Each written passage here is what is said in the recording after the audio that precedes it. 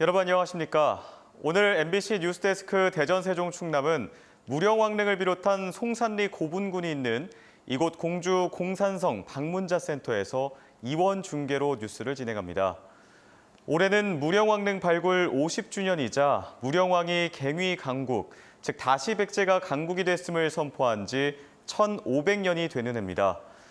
최근 송산리 고분군 가운데 역시 왕릉급으로 꼽히는 29호분이 처음 공개되면서 웅진 백제 시대의 비밀을 풀 열쇠로 주목받고 있습니다. 김태욱 기자입니다.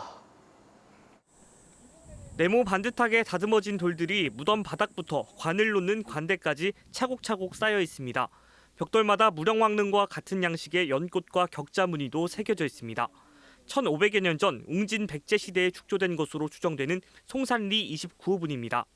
지난 1930년대 초 일제강점기 당시 일본인 교사가 무단으로 파헤쳤다고 알려졌었는데 역시 유물은 없었지만 88년 만에 송산리 6호분 근처에서 정확한 위치를 다시 찾아낸 겁니다. 이번에 29호분은 88년 만에 사실은 재발굴입니다. 여러 가지 위치라든지 좀 이런 것들이 불분명한 부분이 있었는데 이번 조사에서 이제 정확하게 위치라든지 구조를 확인하게 된 거고요. 천장 등 무덤 상부는 모두 유실됐지만 무덤 하부가 가로 3.5m, 세로 2.5m로 남녀의 관을 각각 놓을 수 있어 규모가 기존 송산리 1호에서 4호분보다도 큽니다. 송산리 29호분은 그 축조 양식과 크기로 볼 때 웅진 백제 시대 왕실급 무덤으로 추정되고 있습니다. 웅진기 백제의 어떤 고분 문화라든지 상장내 이런 것들을 좀 이제 밝혀야 될 부분이 많이 있습니다. 그래서 재발굴을 하고요. 그다음 주변에 한 60여 개가 또 이렇게 확인이 된 것들은 또 이제 새로운 발굴을 이제 그거는 또 별도로 또 진행을 해서 이번 29호분 재발굴을 시작으로 공주 송산리 일대에 더 숨어 있을 것으로 추정되는 고분 60여 개에 대한 발굴 조사도 추진될 예정인 가운데 베일 속에 가려졌던 웅진 백제 시대의 무덤 양식과 장례 문화 연구에도 속도가 붙을지 관심이 모아지고 있습니다. MBC 뉴스 김태욱입니다. 공주와 부여 등 백제 왕도에서 다양한 발굴 조사가 진행되는 가운데 부여군이 매장 문화재의 가치를 널리 알리기 위해 발굴 현장을 활용한 다양한 프로그램을 마련해 운영합니다. 부여군은 발굴 조사가 진행 중인 사적 제5호 부소산성과 제425호 화지산 유적을 대상으로 문화관광해설서 관람 투어와 연계해 발굴 현장을 공개하는 안내 프로그램을 운영합니다. 또 오는 9월과 10월에는 사비 왕궁과 배후산성, 사비 도성의 방어 체계를 주제로 한 특강과 답사 프로그램도 진행할 예정입니다. 충남도가 오는 2030년까지 금강수계 하천의 유역별 목표 수질을 달성하기 위해 제4단계 금강수계 수질 오염 총량 관리를 시행합니다. 수질 오염 총량 관리제는 기존 농도 위주의 규제 방식에서 벗어나 하천의 목표 수질을 정해 달성하는 제도로 금강의 경우 논산 강경 황산대교를 기준으로 생물학적 산소 요구량과 총인 등이 하천의 생활환경 기준 2등급인 약간 좋음보다 강화된 수준이 적용됩니다. 금강수계 지역시군에서는 이 기준에 맞춰 연차별 목표 수질을 정하고 오염 배출량과 삭감 계획 등을 세워 시행해야 합니다. 지붕 없는 박물관이라는 말처럼 1000년을 뛰어넘는 이 공주에 있는 다양한 문화 유적 등은 잇따라 유네스코 세계유산으로 등재돼 그 가치를 인정받고 있죠. 1500년 전 찬란했던 백제 문화는 시대를 넘어 최첨단 기술, 즉 디지털 기술로 되살아나고 있습니다.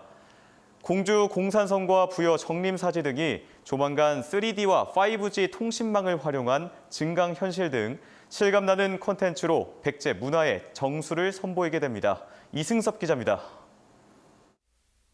현재 5층 석탑만 남아있는 부여 정림사지터. 데이터에 3D 모델링 기술을 더해 석축 기단을 복원하고 목조 기둥과 지붕을 얹었더니 사비 백제 시대 웅장했던 정림사의 모습이 바로 눈앞에 펼쳐집니다.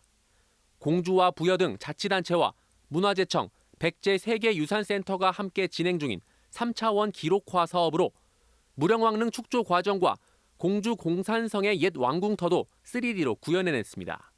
물리적 복원이 아닌 형상을 알 수 있는 그런 방법을 써야 되는데 그 중에 하나로서 저희들이 이제 디지털 기술을 이용한 보건 사업들을 추진을 하고 있습니다. 기존 통신망보다 빠른 5G 기술도 백제 시대 당시 모습과 문화 유산을 재현해냅니다. 실감형 콘텐츠에 첨단 미디어 아트, 미디어 파사드 야외 조명, LED 월은 화려했던 1500년 전 백제로의 시간 여행을 이끕니다. 5G 기가급 네트워크가 구축됨에 따라 웅진백제 문화의 우수성을 실감 콘텐츠를 통해 보다 많은 분들이 향유할 수 있을 것으로 기대합니다. 증강현실을 활용한 실감나는 백제 문화유산 콘텐츠는 다음 달 6일부터 한 달은 부여 정림사지에서 9월 25일부터는 공주 공산성에서 체험할 수 있습니다. MBC 뉴스 이승섭입니다. 계속해서 대전 MBC 뉴스 스튜디오에서 오늘의 주요 뉴스 전해드립니다. 남부 지방만큼은 아니지만 우리 지역도 밤새 2-3시간 사이 100mm에 달하는 장맛비에 곳곳에서 침수 피해가 났습니다. 당분간 비는 주춤하겠지만 무더운 날씨가 이어집니다. 윤홍성 기자입니다. 밤새 100mm의 장대비가 쏟아진 논산의 비닐하우스 단지. 딸기 수확을 끝낸 하우스 안이 물바다로 변했습니다. 양수기로 연신 물을 퍼내보지만 안팎이 모두 물에 잠겨 소용이 없습니다. 이쪽이 많이 낮아서 물이 잘 내려가지 않는다. 풀도 매년 해주긴 했는데 올해는 조금 늦었어요. 그것 때문에도 조금 피해가 있지 않나. 역시 한두 시간 만에 60mm가량의 장대비가 쏟아진 대전. 주차장인지 강인지 구분이 안 갑니다. 미처 빠져나오지 못한 차 한 대가 지붕만 간신히 물 밖으로 내놓고 있습니다. 나무가 부러지고 전신주가 넘어지고 한때 대전과 충남 일부 시군에 호우특보가 내려진 가운데 불과 2-3시간 사이 내린 비에 농경지 7.6헥타르가 물에 잠기는 등 20여 건의 침수 피해가 발생했습니다. 특히 이번 장맛비는 비가 전혀 오지 않은 지역이 있는가 하면 충남 내륙을 중심으로는 100mm가 넘는 물폭탄이 쏟아지는 등 짧은 시간 좁은 지역에 집중되면서 지역별 편차가 컸습니다. 당분간 장맛비는 소강 상태를 보이겠지만 다음 주까지 33도 안팎의 무더위가 이어지겠습니다. 곳곳에 소나기가 내리는 곳이 많겠습니다. 시간당 50mm 이상의 매우 강한 비가 내리는 곳이 있겠으니 피해 없도록 각별히 유의하기 바라며 충남 내륙을 중심으로 해서 이 최고 체감 온도가 32도까지 올라 무더운 날씨가. 또 최근 잦은 비로 지반이 약해진 상태에서 소나기는 계속될 전망이라 각종 침수와 산사태 피해 등의 주의가 요구됩니다. MBC 뉴스 윤웅성입니다. 코로나19 집단 감염이 발생한 논산 육군훈련소에서 훈련병 24명이 추가 확진됐고 천안과 예산에서도 새로운 집단 감염이 발생했습니다. 육군훈련소에서 무더기 확진자가 나온 부대원과 의무실 종사자 등 4,300여 명을 검사한 결과 훈련병 24명이 추가 확진돼 누적 확진자는 77명으로 집계됐습니다. 또 예산의 한 철강 주조업체에서는 연쇄 감염으로 외국인 노동자 등 직원 11명이 감염됐고 천안의 한 자산관리 컨설팅 업체에서도 직원 5명이 확진 판정을 받았습니다. 대전에서는 동구의 한 노래방 업주를 중심으로 4명이 감염됐고 세종에서도 4명이 더 나왔습니다. 오늘부터 2주 동안 대전시의 사회적 거리 두기가 2단계로 격상됩니다. 사적 모임은 8명까지 할 수 있지만 식당과 카페, 유흥시설 등의 영업시간은 밤 11시로 결혼식과 장례식 등 모든 행사 인원도 99명 이내로 각각 제한됩니다. 또 밤 11시 이후에는 야외에서 술을 마실 수 없고 백신 접종 여부와 상관없이 밖에서도 반드시 마스크를 써야 합니다. 코로나19 확진자가 급증하면서 방역당국은 아산경찰인재개발원에 오는 11일 생활치료센터를 다시 개소합니다. 또 천안에도 관세국경관리연수원과 국립중앙청소년수련원 등 2곳을 생활치료센터로 지정 운영할 계획이며 이들 시설에서는 모두 530여 명을 수용할 수 있는 것으로 알려졌습니다. 지난 5월 한국원자력연구원이 서버 공격을 받았다고 전해드렸죠. 우려했던 대로 배후가 북한이고 12일이나 해킹에 노출된 것으로 확인됐습니다. 국가정보원이 국회에 보고한 내용인데요. 핵융합에너지연구원의 컴퓨터가 감염되고 항공우주연구원도 지난해 해킹 피해를 입은 것으로 드러나 국가 핵심 연구기관의 취약한 보안이 도마 위에 올랐습니다. 김윤미 기자입니다. 한국원자력연구원이 작성한 사이버 침해 사고 신고서입니다. 지난 5월 13개의 외부 IP가 암호화된 인터넷 연결망인 VPN 시스템을 뚫고 내부망에 무단 접속했다고 적혀 있습니다. 서버 공격 사실이 알려진 직후 보안업계에서는 김숙희로 알려진 북한의 해커 조직 소행이라는 분석이 나왔습니다.